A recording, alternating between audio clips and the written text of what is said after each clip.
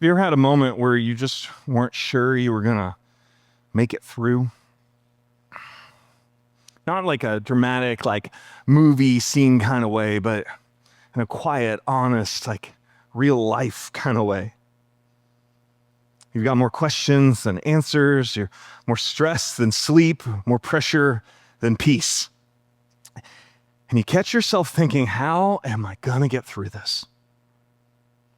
Sometimes that stress is like low grade, right? Like it's just always there. Sometimes it comes on fast, like when a phone rings from an unexpected call or a diagnosis or a shift in your plans. And then all of a sudden, you're looking for something, anything to hold on to. And you might not say it out loud, but there's a question underneath it all. Is who's going to help me? It's a vulnerable question. And for a lot of us, we were taught not to ask for help. We were raised to tough it out, to smile through the struggle, to suck it up, to be strong, and to figure it out for ourselves. Asking for help felt like weakness. Crying meant you were soft. Admitting you didn't have it all together, that was out of the question. And some of us learned early on that if help was going to come, it was going to come from us. It was going to come from inside. So in turn, we became the helper to others. We carried the load. We made the plans. We held the family together. We showed up even when we barely could hold ourselves together. But eventually, something gives.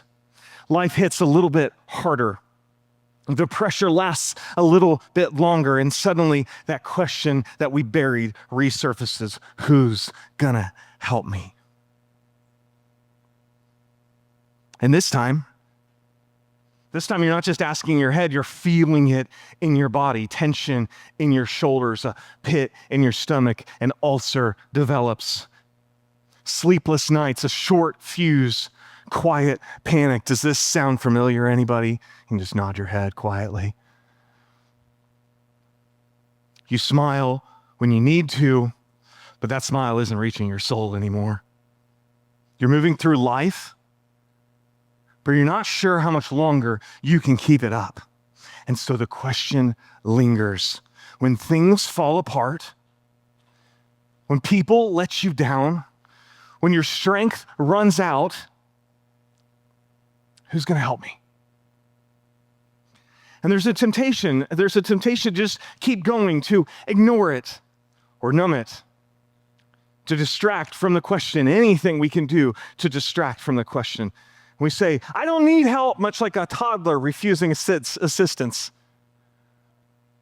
And so another scroll, another task, another plan, another drink, another puff. Maybe this time it will be enough. But deep down, you know that it won't. And the question persists. Who is going to help me? And that's where the psalmist starts. Not with answers, not with comfort, but with the same question. Who is going to help me? And so if you have your Bibles, would you turn to Psalm 121? We are week 10 into our series on summer in the Psalms. It is coming to an end slowly, I assure you. If you're like, when are we moving on? It's coming.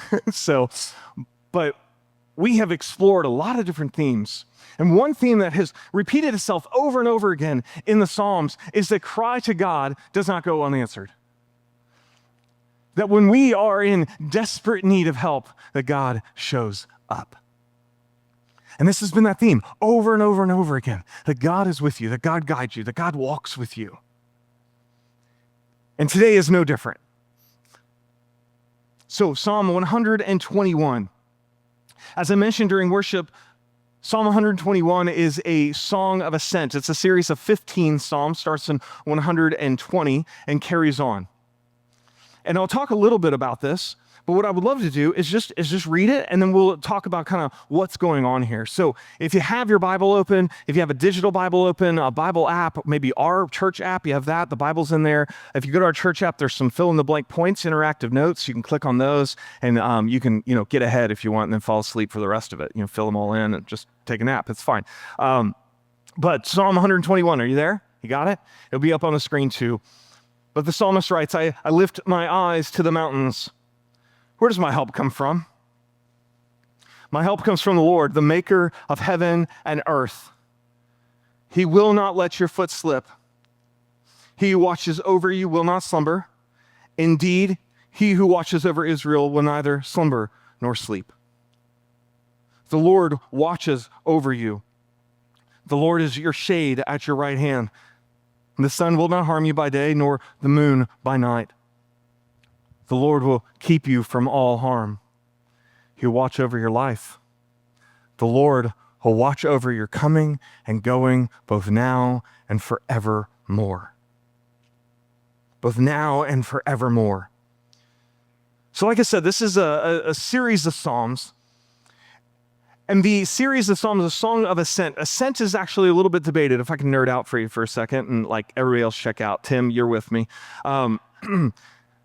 This is a series of Psalms. Now, the ascent is debated. Now, some people believe it's a traveler's songs. These are songs they would sing as they're traveling to Jerusalem. And they see Jerusalem in the distance, and they're singing that about coming. And they're just excited because Jerusalem is a city on a hill, quite literally. It's on a mountain. And they have to climb up that mountain, that hill, to get to Jerusalem. And they're just anticipating that. There's other people that believe that there's actually inside the temple, you have the court of the Gentiles on the outside. Then you move up into the actual inner courts of that. And there was 15 stairs traditionally from the base to the top. And so each one of these songs or psalms would represent another step as they get closer and closer and climb closer and closer. So we're not exactly sure. We just know that these are collective community songs that the people of God would sing and pray. And these are deeply personal and poetic and also practical. They give a voice to real emotions like fear and hope and need and a trust as we walk through life. And Psalm 121 asks the question that every traveler has felt at some point. Who's going to help me make it? Travel today is so easy.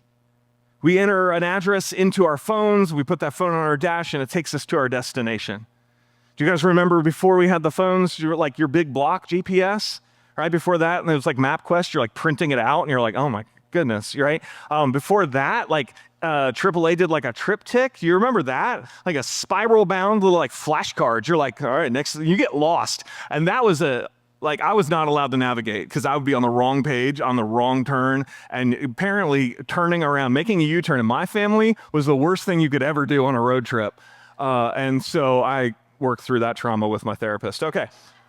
But yeah, there's all sorts of tools nowadays to make life so much easier and make our journey easier. But in the Bible times, travel was different. They wouldn't travel alone. They'd travel in caravans. They'd get everybody together and be like, you good, you good, good. All right, let's go.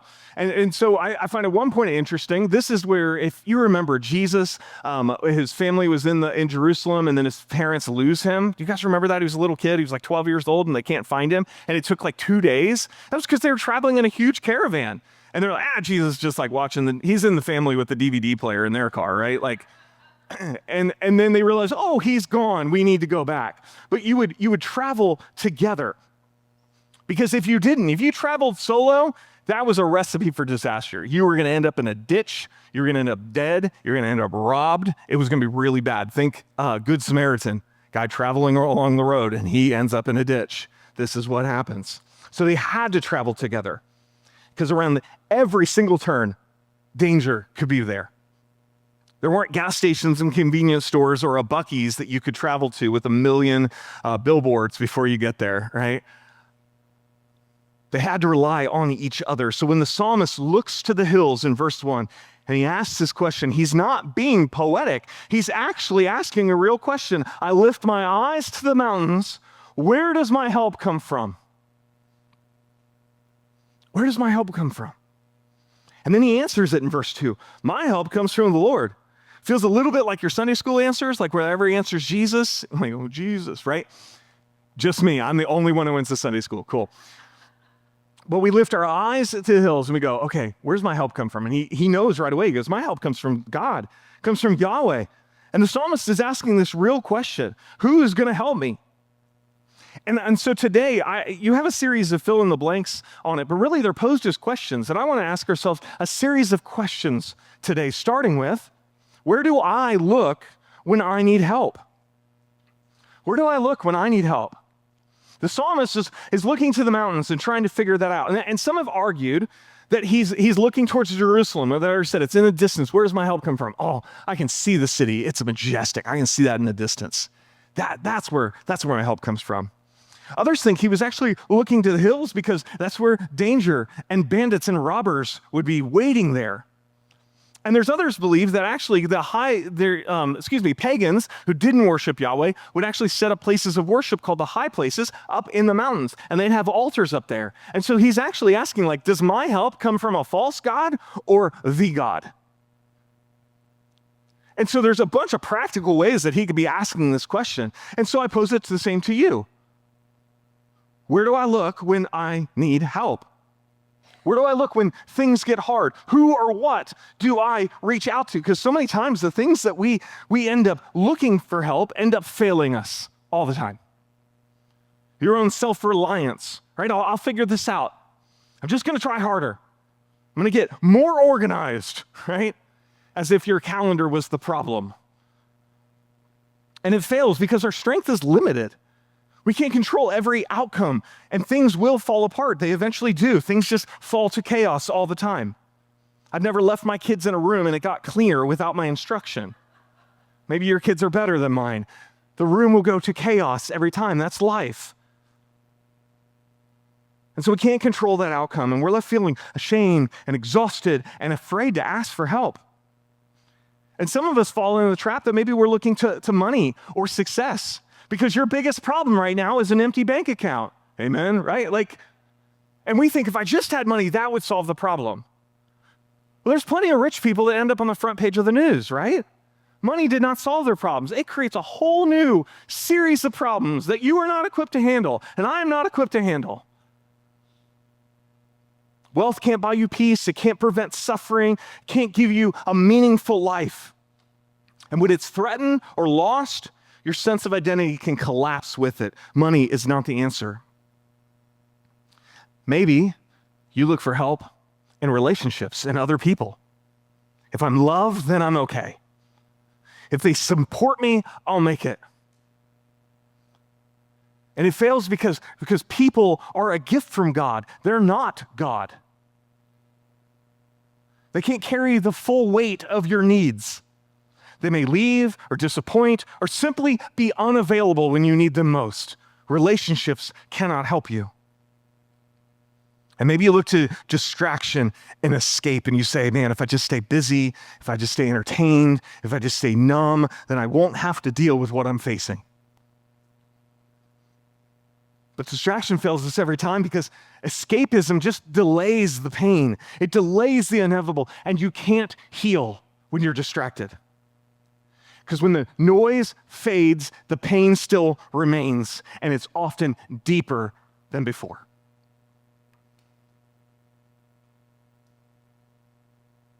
Where do I look when I need help? Where do you look when you need help? Don't just fill in the blank. Don't just answer the question. Write it down. Be honest. Maybe put a little dash, ... This is where I look. This is where I think I look. You don't have to turn in your note sheets at the end. No one's grading you on it. Be honest with yourself for a moment. Where do you look when you need help? Because where I look when life shakes me is what I believe is unshakable.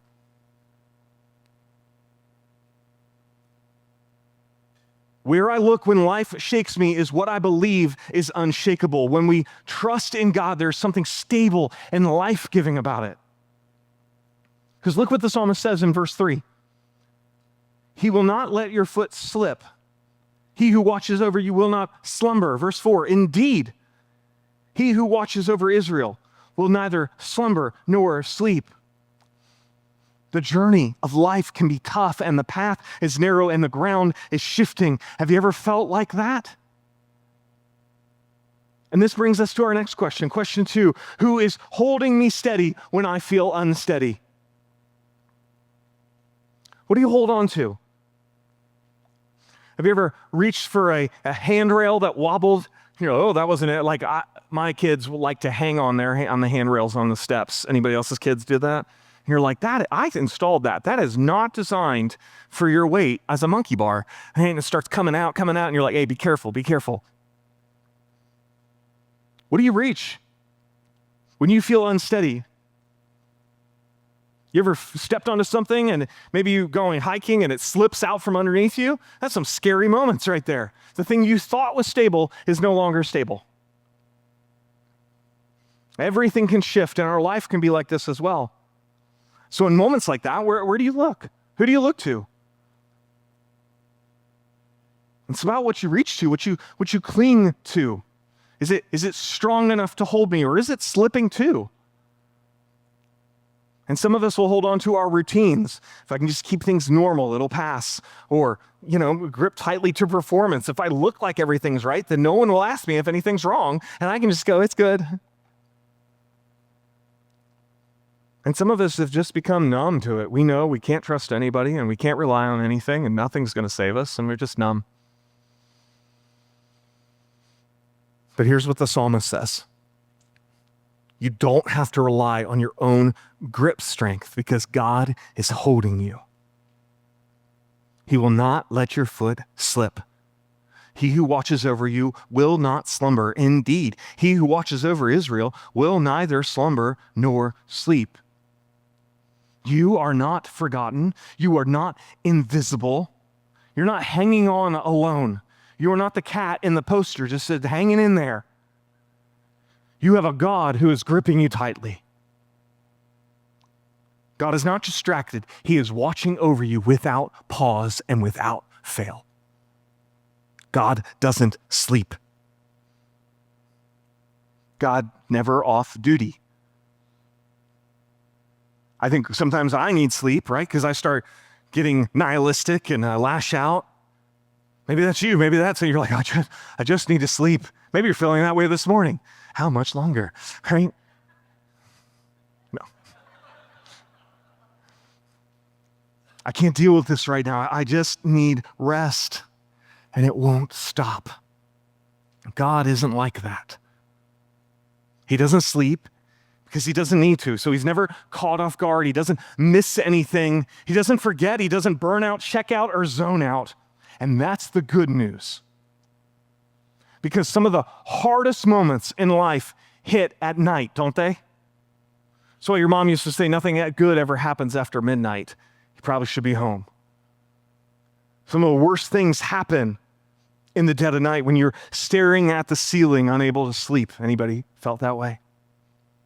When the house is quiet and then your mind starts racing. When you feel alone, like no one understands what you're walking through, I want to assure you, church, that God is awake and he is sitting there with you. You can sleep because God doesn't. You can rest because God already rested on the seventh day. That he is in the active state of working for your good from his throne. He sees you, he sustains you, he surrounds you. And even when you rest, even when you stop, he's watching. It's okay to rest. Breathe, church. Because look what the psalmist says in verse 5 and 6. The Lord watches over you. The Lord is your shade at your right hand. The sun will not harm you by day, nor the moon by night. I think we all know what it's like to face something that feels completely beyond our control. And you can't predict what the day will bring. You cannot predict even what today will bring. You can't always protect the people you love, and you can't always hold everything together. So the psalmist gives us this image of God, that God is your shade. A few summers ago, my family and I, we went to the beach, and every summer you forget, but I underestimated the power of the sun at the beach. Anybody ever do that? All right, and day one, you're charred, and you're like, yeah, let's go to the beach, okay, right? And by day two, I had a straw hat, long sleeves, you're like, oh yeah, it was so hot, like the weather was just like disrespectful, it was so hot. And you would just walk to the beach. I just drop the things. You just keep walking into the water like, all right, I don't even care if my phone's on me. Let's just go. Because you're just miserable. So day one, you're scorched. Day two, you've covered up completely. And this is what God does to us, that he is our shade. He stands between you and harm. The harm that you can't see coming. He covers you and he guards you and he shields you. He's not a distant observer. He's a present protector. When I was in military college, there was a guy in our company that just kept messing up over and over and over again. And he would take just all the yelling, all the correction, and he became known as the company heat shield, right? Like as long as he was around, no one else was getting yelled at.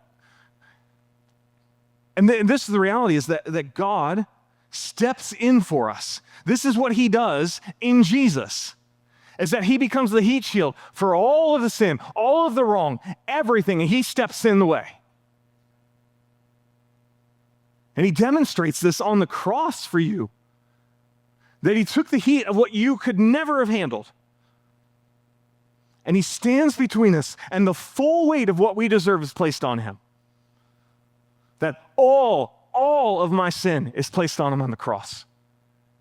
Everything, every mistake, everything you ever did wrong, everything you ever could do wrong is all placed on him. And in turn, you get all of his righteousness.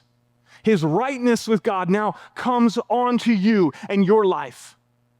That is the good news. That now you don't have to be tempted to stand before God, which we all will someday. And he says, what makes you think you're good enough? And you say, well, I did this and I did this. No, that's the wrong answer. The question is not what you did. The answer is what Jesus did. That Jesus took it all, that Jesus was enough, that Jesus bore it all, that he was the shade that protected you, that the sun will not harm you by day, nor the moon at night, meaning all, the totality of everything in life. Nothing can harm you in that. This is what God does in Jesus. Isaiah 53:5. That he was pierced for our transgressions. He was crushed for our iniquities. The punishment that brought us peace was on him, and by his wounds we are what? Healed. If Jesus took the weight of your sin, if he stood in our place when we deserved punishment, if he didn't flinch when the full force of death and judgment came crashing down, then what part of your life can you not trust with him? What part will he not handle? If he didn't abandon you on the way to the cross, he won't abandon you now. Who can I trust with all of my life? Who can I trust with all of my life? Look at verse 7. The Lord keeps you from all harm. He'll watch over your life. The Lord will watch over your coming and going, both now and forevermore. God doesn't just protect you in isolated moments. He doesn't clock in like a shift worker. He watches over every part of your story. Your soul, your rhythms, your future. He's there and he's active. He sees what's ahead. He knows what's behind. And he watches over your coming and your going, not just the mundane routines, but your big milestones. He is present. The hospital visits, the career change, the late night tears, the ordinary Tuesday, all of it matters to him. And it's not just for now. He watches now and forevermore. This is all of life, every part of your life. This isn't part-time protection. This isn't conditional care. It's the kind of keeping that only a faithful God can truly give. And so can I just for a second pause and can I address the elephant in the room? Because if you're a little cynical like me, You're hearing that God protects you, and you're hearing that God cares for you, and then you think back and you wonder where God was when this happened or that happened. Why didn't he stop that accident? Why didn't he heal that sickness? Why didn't he protect me from that betrayal and that loss? And those aren't small questions. They're honest questions. And I love that the scriptures make space for them. You see, Psalm 121 never promises that life will be pain-free. It promises something deeper, something stronger. It promises a kept life. Not free from trouble, but that you are never abandoned when you are in trouble. We're not immune to suffering because we trust and follow God, but we are never alone.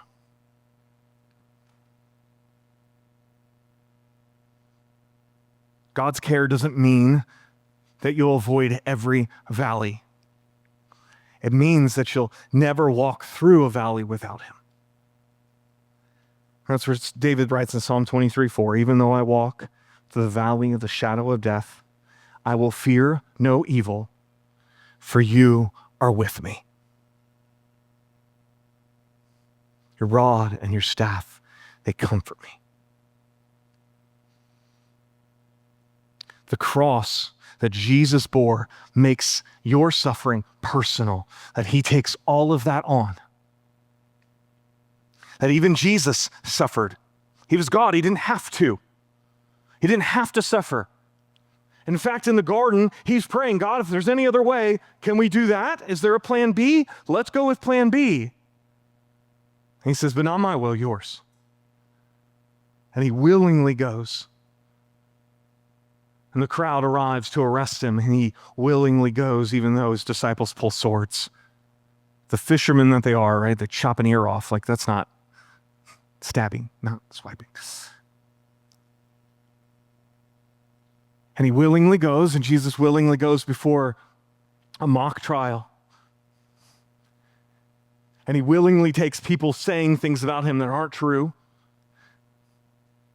And then he's willingly arrested, willingly beaten, willingly stripped naked, willingly walked to the hill of Calvary. Willingly did this. He was not forced, he was not coerced. He willingly did it. If there was another way, it would have happened. But there was no other way to make it right that you could be in right standing with God. Because it was a price too much for you and me to pay on our own. And Jesus suffered. Yet even through his suffering, God was keeping a promise to rescue, to redeem, and to restore. So if you've ever wondered, has God failed me? Then the cross should remind you that he hasn't, and he won't. Let me say this clearly for you. I'm sorry for the things that have happened to you. I'm sorry for the hurt that you've gone through. I'm sorry for the pain that you've carried. And I'm sorry when you have cried out to God and he has been silent. But I want to encourage you to not give up. That he's still watching, he's still shielding, he's still standing between you and what you can't control.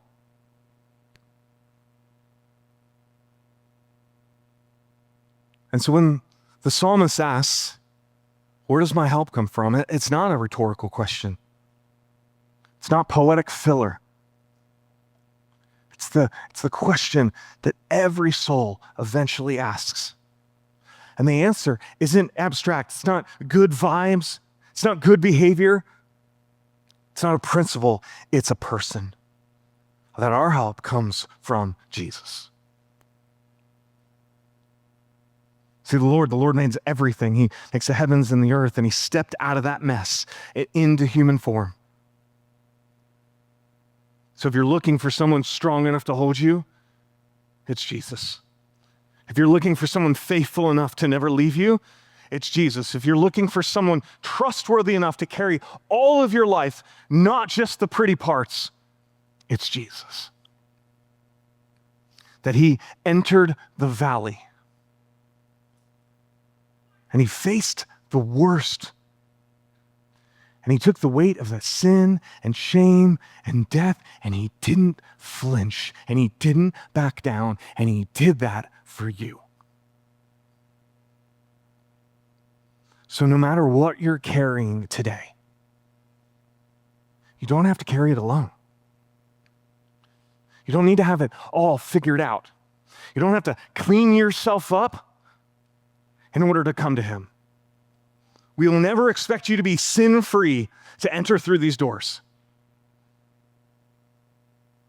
But we will ask that you be obedient to what God is calling us to do in scriptures and to allow our lives to be transformed.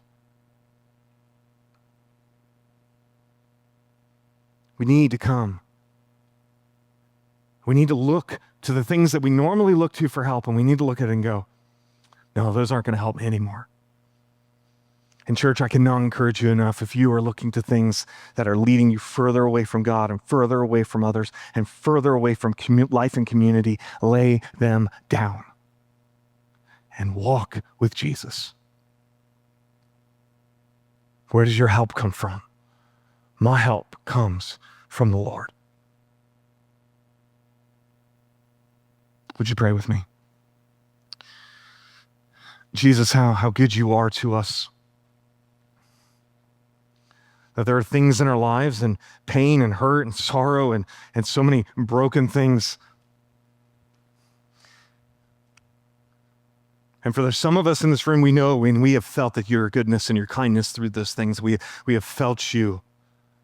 But there's others of us that we're so angry that you seem quiet and distant when we needed you most. Church, I just want to invite you right now, if that's you and that's where you find yourself, would you just admit that to God? Where were you when I needed shade? Where were you when I needed help?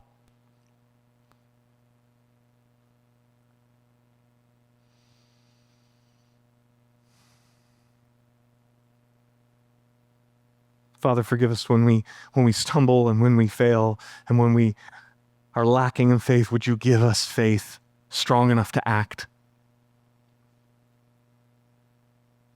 We thank you for Jesus, and we thank you for his death, burial, and resurrection, that we could have all of his righteousness, that he takes all of our sin. We thank you for that.